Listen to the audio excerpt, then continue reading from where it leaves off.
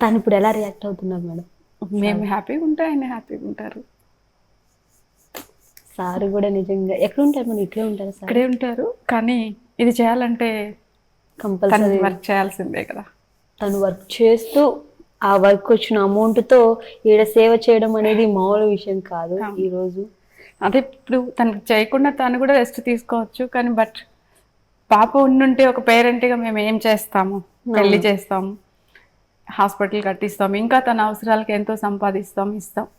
లేదని ఆగిపోకుండా కంటిన్యూ చేయడం, ఆమె ఉంది, ఆమె కోసమే ఈ పని చేస్తున్నామన్న ఆలోచనతో కష్టపడి ఇలా చేస్తున్నాం. సో ఆ నవ్వు వెనక ఎంతో బాధ ఉంది మేడం, కానీ ఆ బాధని దాచుకొని నవ్వుతూ మీరు ఇలా ఆపుకుంటూ ఆ బాధను ఆపుకుంటూ మాట్లాడడం మామూలు విషయం కాదు.